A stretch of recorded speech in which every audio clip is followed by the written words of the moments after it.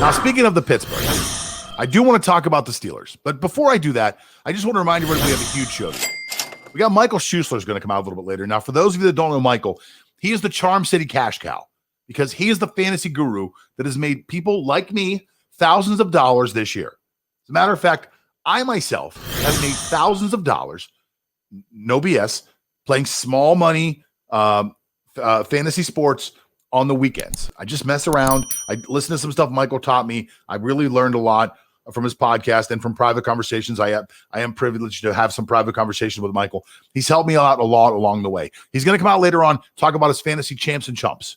We've also got Lance Fernandez joining us from the What's on Sports website. He's going to be coming on here talking to us about the NBA opening weekend, which was a huge weekend filled with fireworks. We've got our mailbag. You guys were in a lot of questions. And then we've got a game we're going to play later on. And I want you guys to stick around because everybody in the chat room today is going to be part of this game. The game is called Who Would You Rather? It's a sports game, and it should be a lot of fun. Now, let's talk about something that is near and dear to my heart. I originally was born in Pittsburgh, Pennsylvania. I grew up there until I was about 19 years old. I moved away and went to Miami. Now, no matter where I go, no matter where I stay, no matter how old I am, and no matter what happens to me in my life, there's one thing that you know for sure. Two things, actually. Number one, I will always love my family. And number two, I will always love the Pittsburgh Steelers. Always. And when the Steelers play well, I'm right there with them. And when the Steelers play bad, I'm probably harder on them than anybody else. And if you've listened to this podcast over the last month or so, I have been so hard on the Steelers. I've pointed out everything wrong with them, and they have done nothing to fix these problems.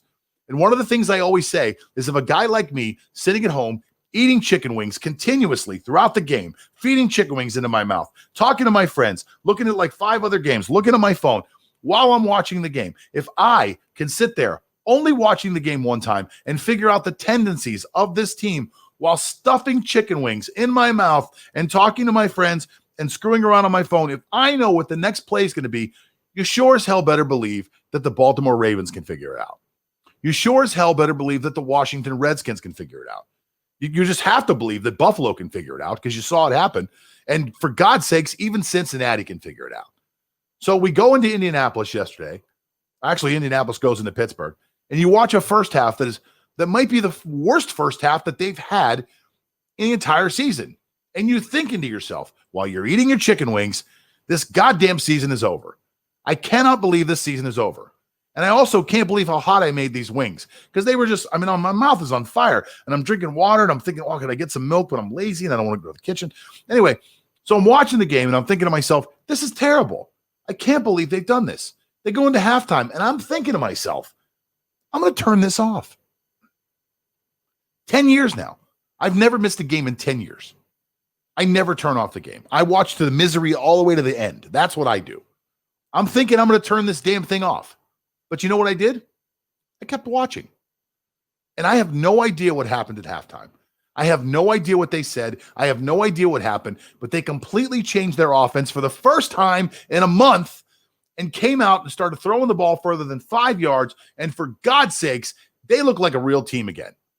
And I have no idea what happened to them. I have no idea who said what. I heard they had a meeting in the back and somebody said, you guys look like you're not having any fun. And that's what worked.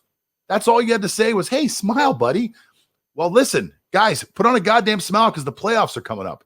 And this, what you did in the second half yesterday is what you need to do going forward. Now, I don't think they're going to play their starters next week, which may give Cleveland a path to the playoffs, which I don't like. But I understand what's going to happen.